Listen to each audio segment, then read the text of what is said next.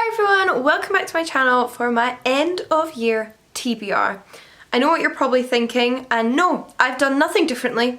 I look exactly the same. No more questions. As I've already mentioned, I'm here today to show you the books that I basically want to read before the year is out.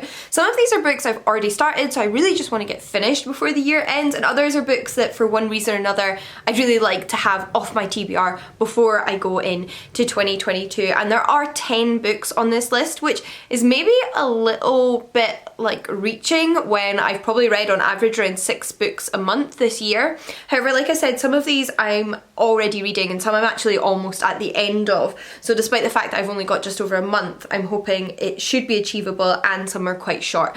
Plus, you know, the Christmas season, sometimes that's all you do. I don't have any big plans for Christmas this year. It's just my mum and I. I'll probably just sit around the house, maybe doing some writing, maybe doing some reading and chilling. It's not as though I'm super duper busy, although I should also probably aim to try and finish my PhD thesis as well. But regardless, you've got to have some downtime. So in my downtime, this is what I'm going to be reading. I've rambled for long enough, so let's just jump into the books. So these are in no particular order of importance. They're just as I pick them up. And the first one is The House in the Cerulean Sea by T.G. Klune. Now, I do really just generally want to read this and have been wanting to read it for a while because it's been so highly spoken of online.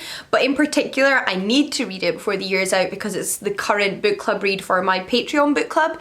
Every quarter, my patrons and I pick a book to read over 3 months, and this was the pick for October, November, December, and obviously I only have just over a month to read it now so that I can film the discussion video and we can chat more about it. But I am super duper excited to read it because of all the positive things I've heard about it, and particularly because it feels as though it's very much within the realms of what is called hope punk, and hope punk is effectively just an opposite term to grim dark that represents the science fiction and fantasy genre's lighter, more hopeful side, while still being aimed at adults rather than children.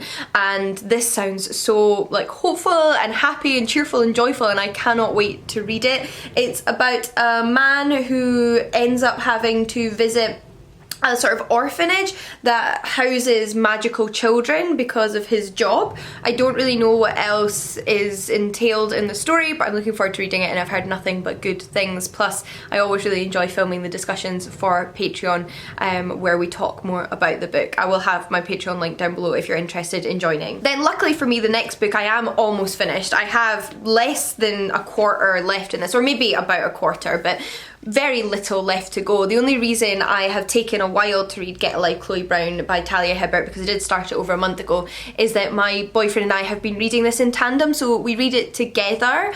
And honestly, like, I never thought I would ever have a relationship where my partner and I read aloud to each other. It's something I always wanted, but I sort of felt as though it was like something to not prioritize, and I'm not saying I did prioritize it either, but I always felt like it was something that was unlikely to happen. It was a kind of like pipe dream, if that makes sense. But I now feel entirely different about that. I feel like, you know what, if you want a partner who will read books with you, then hold out for a partner who will read books with you, because it is so much fun. I love reading books together aloud, and I really like reading aloud, and I also really like being read aloud too. So this has been a ton of fun to read together. It's a contemporary romance about a young woman named Chloe Brown who has fibromyalgia, which is a chronic pain condition. I mean, it's a lot of things, but in part a chronic pain condition, and she decides to set herself a list of things that she wants to do to get more excitement out of life and to get a life as she deems it, and ends up enlisting the sort of building manager of her apartment block. It's set in the UK. I actually forget if it's set in like Manchester or Birmingham. It's set in one of like the big English cities that isn't London, and it's a ton of fun. Really, really enjoy it. We then have another book that I'm part of the way through, and it's actually a very short book in saying that. The thing is, I picked this up and read a chunk of it in one day and then had some other stuff I needed to read, so it got set down and I never got back to it, and I would like to pick it back up and finish it because it's one I think I could read very, very quickly, and that's American Indian Stories by Cerulean Sea. This is simultaneously a memoir and a exploration of Native American folklore, because it is about the author Cerulean Sea's experience being taken away from her family and sent to a residential school in South Dakota, I believe, or at least that's where she grew up, on the reservation in South Dakota, until she was taken away by Quaker missionaries, and it's her story. So yeah, I am really enjoying this one. I'm finding it very insightful and beautifully written, so I want to carry on. Then lastly, in fact, I think for books I've already started, is Dragon Unleashed, Book 2 in the Fallen Empire series by Grace Draven. I don't know what's taken me so long to read this book. Do you ever find this? Because I'm really enjoying this book. I love Grace Draven's writing. She's one of my favourite authors, and this book is fantastic. Like, it's no less fantastic than her other books, but for some reason I have been reading it so slowly, and I think part of the reason is because when I picked it up initially, I wasn't in a fantasy mood. I was reading a lot of genres that were not fantastical, and that meant I was reading it much slower, but now I am in a fantasy mood, so I really need to power through and find out what happens, because I am invested in the romance of this novel and want it all to work out. I'm halfway through. It's about a young woman slash witch in this fantastical world that Grace Draven created in book 1, Phoenix Unbound, and a man slash dragon who she has encountered on her journey, and their relationship and romance, as well as the continuation of the political themes and political kind of machinations that unfolded in book 1. So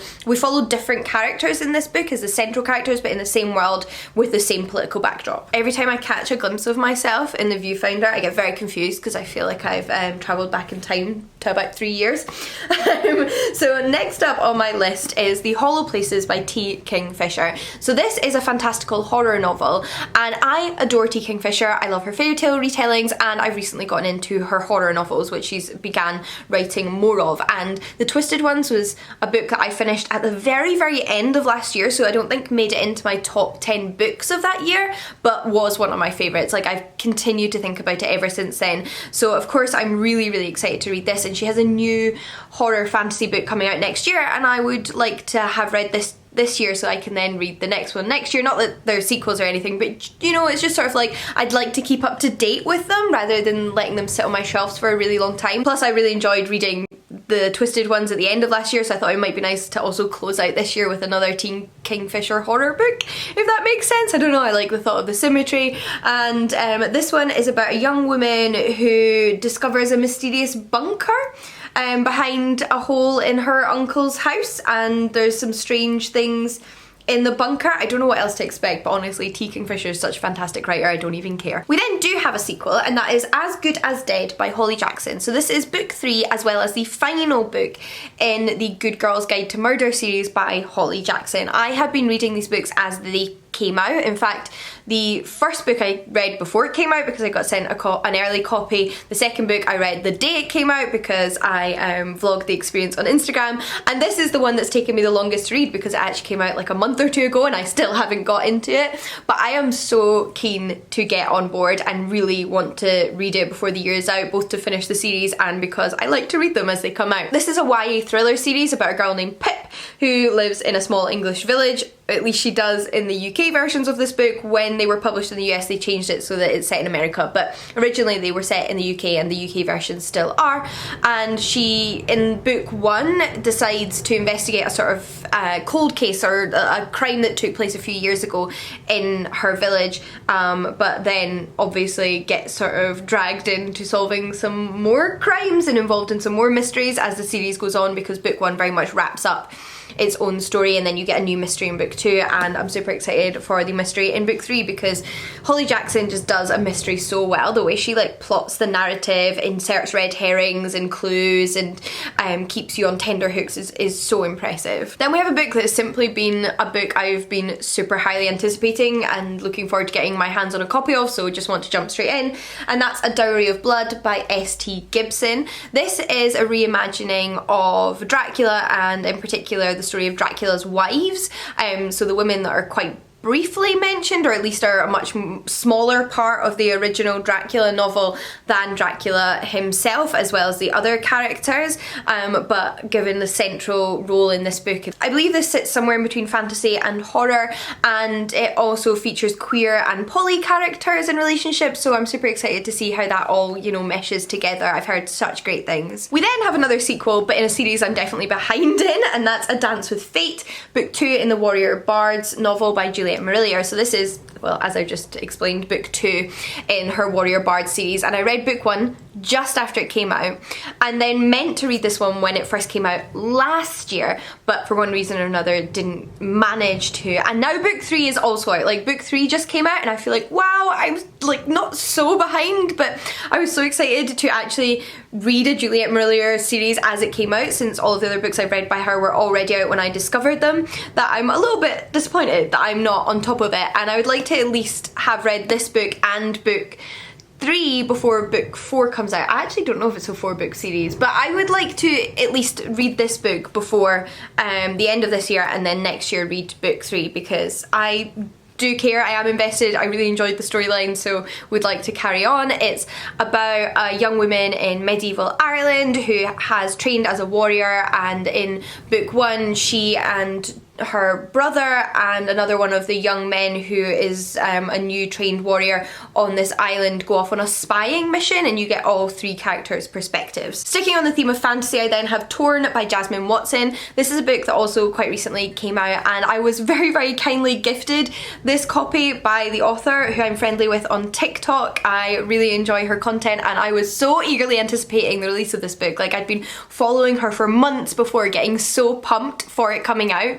And then I just happened to like receive it shortly before I went away, so it didn't jump straight in, and now I really want to like roll back time a little bit and get into it now and read it before the year is over, because it sounds so good and I really want to support Jasmine as an author. So this is one about a young woman who lives in a world that is split into 2. There is like the beneath world and the world on top, and one is magic and one isn't magic, and our young woman is from the non-magical world, but she is actually fated to save the magical world. So naturally she's a little bit surprised when this all comes up, and I can't wait to find out more. Then lastly, we have a comic book, or a bind up volume of comic book issues. This is volume 1 in Something is Killing the Children, and this is a horror comic book series. You can see some of the art style there, which I came across when I was in London in Forbidden Planet just randomly, and recently I picked up a bunch of first volumes in series. Like I also picked up Chew, which I read the first volume in a reading vlog,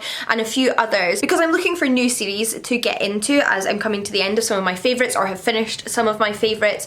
And this isn't the only one. There's actually 3 still in my home right now that I haven't read yet, but I would like to read at least one more of them before the year's out to discover whether it is a series I want to carry on with or not. Like, I've picked this up on a whim because I like horror graphic novels, but I might not like it. I just want to see if it's going to be for me, and if it's not, I can pass it on to somebody else, and if it is, then I can carry on with the series and have a new favourite to add to the list. And that is simply the reason I want to read it by the end of this year, because I'm hoping to discover some new favourite series.